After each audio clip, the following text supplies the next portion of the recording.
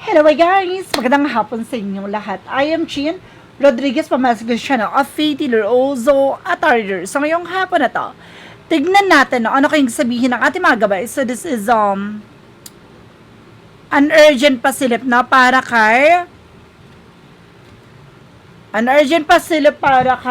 Mike Defensor. So hagilapin natin, natuklasin natin, maaring masagap natin sa energy niya. No, hagilapin natin, natuklasin natin, maaaring makita at mahagilap natin sa energy nito.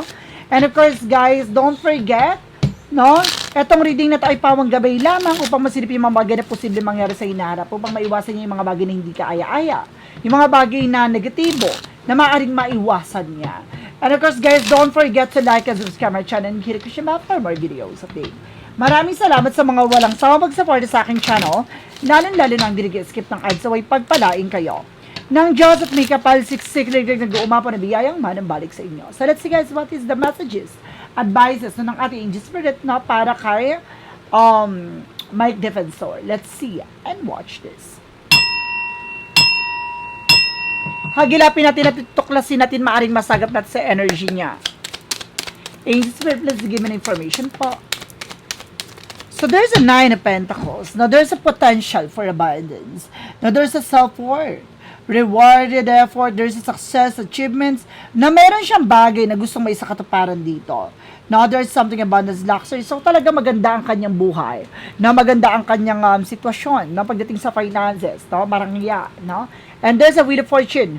Now, there's a turning back, no? Maaring mayroong bagay na talagang maaring mangyari ang maganap sa kanya. There's something the universe is in control. Talagang mayroong bagay na nakatadahan ng maganap or mangyari sa kanya. There's something karma with a good and bad thing. So, depende yon. So, with a fortune, something turning back. So, depende kasi yan.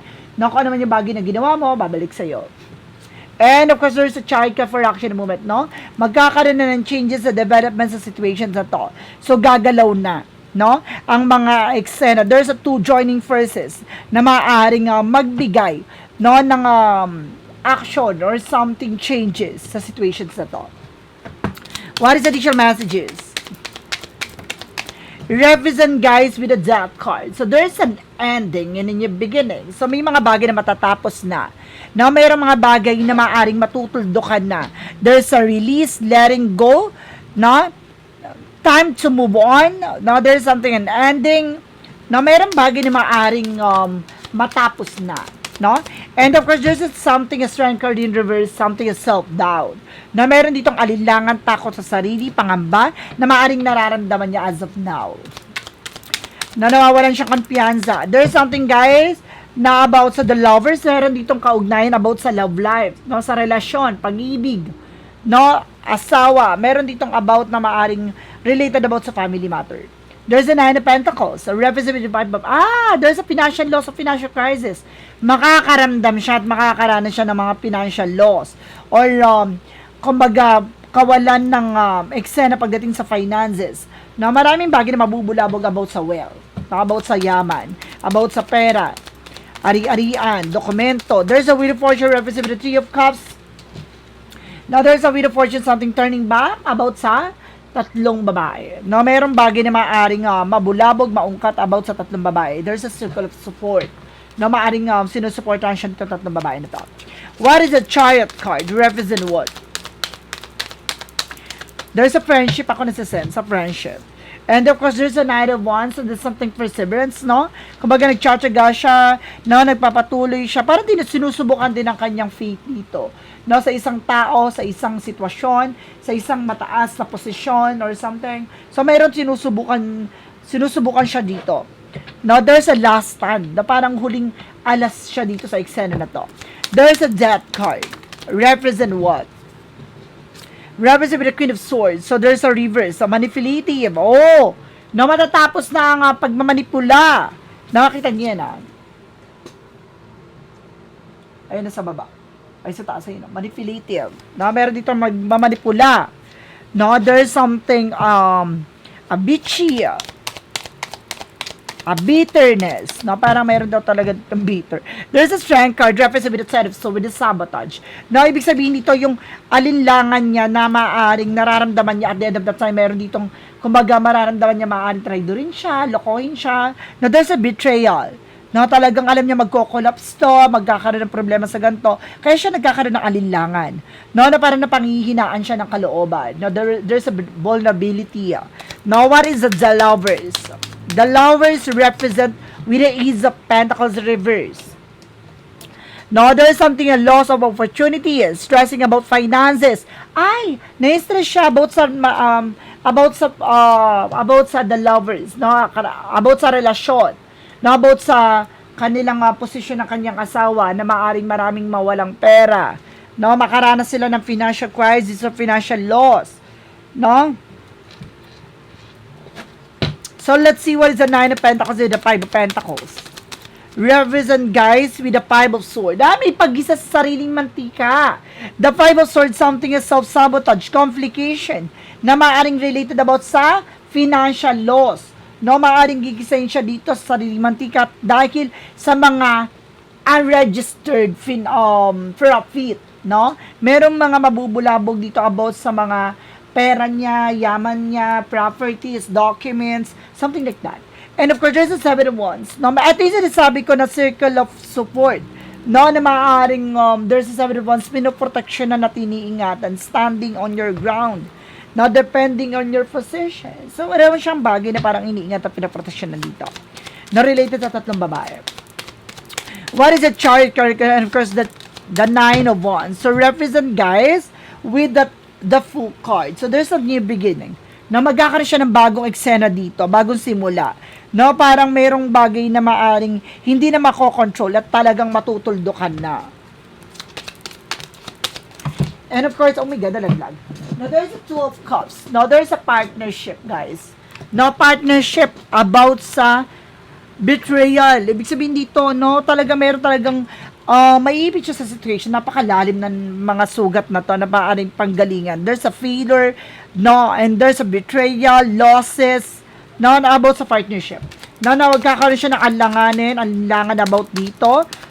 I feel something dito sa group na to. May group yun eh. Na parang meron ako na sense dito na group of people na maaaring mag-betray sa kanya.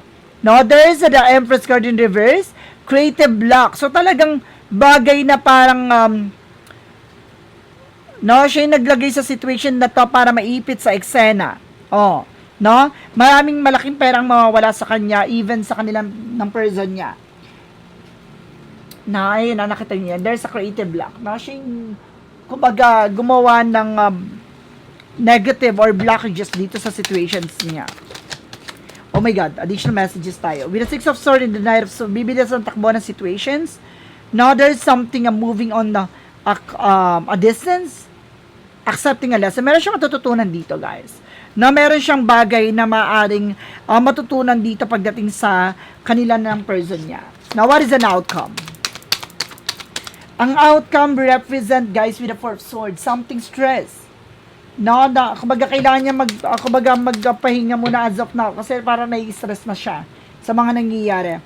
And of course, there's a Two of Wands na piliin niya yung mga taong pinagkakatiwalaan niya. There's something, a choosing path, or there's a first step na kailangan gawin.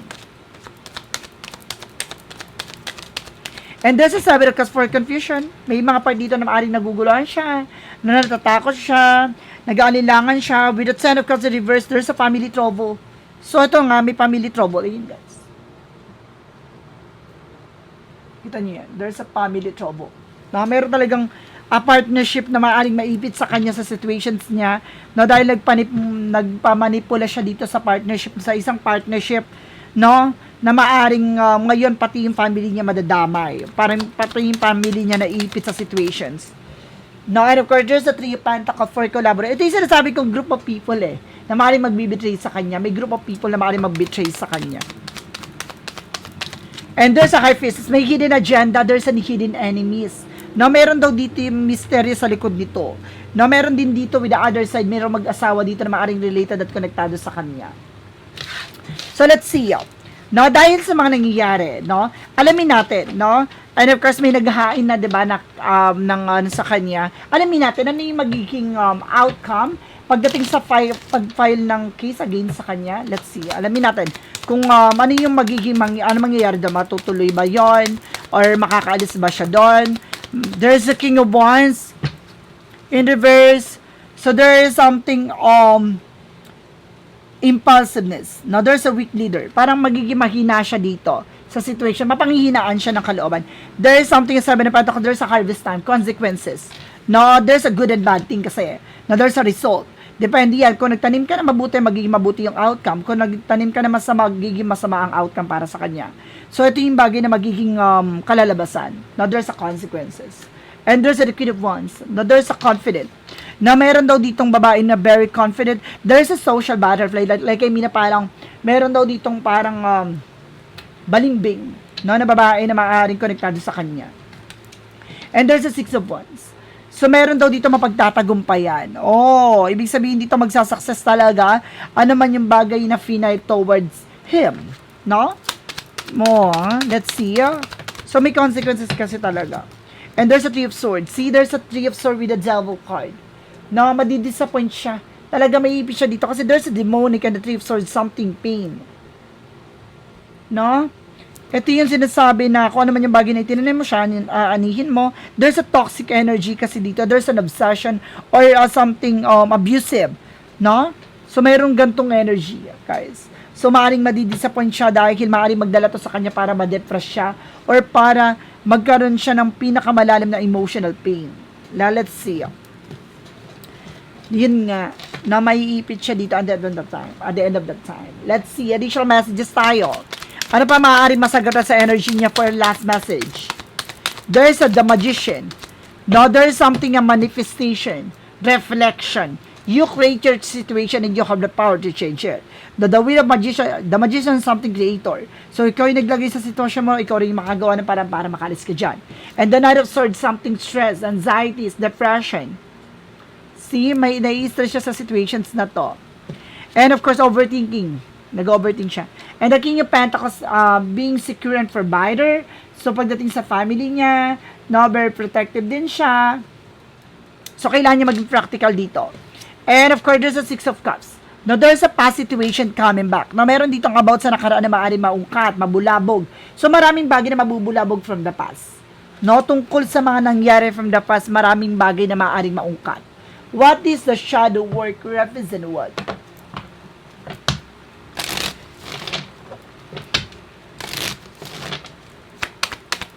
From the shadow work, anger. Now release. No, your expectations are not met. Creating frustration, express your healthy way. So, ibig sabihin dito, no, parang hindi aakma at hindi tutugma, no, yung gusto niya mangyari sa bagay na mangyayari. So, ibig sabihin dito, magkakaroon ng unexpected situation. There's an anger na maaaring ikagalit niya. Now, there's a clarifying for the life situation. So, let's see what is the clarifying for life situation. Represent with a higher vision, a higher wisdom. Explore options, learn what you can, and expand your horizon. So, talagang kailangan niya palawakin, no? May mga bagay siyang kailangan na tignan, no? At, kumbaga, buksan niya kanyang isipan sa mga bagay o posibilidad na maaaring mangyari at maghanap sa kanya. No? Buksan niya ang magiging posibilidad, no? Kumbaga, mayroong siyang bagay na alam niya na ini-expect niya, alam niya yung mangyayari, pero, kumbaga, hindi niya inisip yon. There's a what lies beneath your future. Marami siya matututunan daw dito, guys. From what lies beneath your future.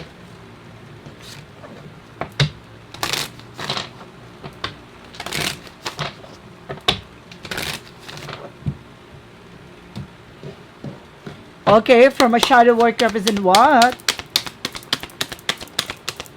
Ay, my God. Tired of drama, tapos na yung drama, and there's an envy, now there's an inggit or insecure, now there's a destroyed. Now, ito yung nakasira sa kanya, now dahil sa drama, at dahil sa inggit. Now, parang nagpakain siya doon. So, yun yung bagay na maaaring, kumbaga, magtapos sa eksena. Diba? So, yun yun. So, parang magpagamit or anything, something like that. I feel something na maaaring mayroon dito masisira or parang there's a destroyed. Nakita niyo yan? No, and there's an envy, insecure, ingatera, ego, pride, and there's something, guys, with a charge of drama. Matatapos ang drama na to. No, lahat ng bagay na to ay maaaring matutuldukan na, malapit na. So guys, this is something urgent pasilip para kay Mike Defensor. So once again, ito ay pawang gabay lamang. No, upang masilip yung mga bagay na posible mangyari sa kanya sa hinaharap. Upang makita natin yung mga bagay na masisilip natin or malalaman natin. At the same time, no, para maiwasan niya yung mga bagay na hindi kaya ay magaganap. So guys, don't forget to like and subscribe my channel and hit the bell for more videos update. Maraming salamat sa mga walang sawang pag-support sa aking channel. Lalo-lalo nang dinigiskip ng ansaway pagpalain kayo. Nang Diyos at may kapal siksik nagdidigo umapaw, nabiyayang manang balik sa inyo. Maraming salamat guys and see you the next video. Bye-bye and babush.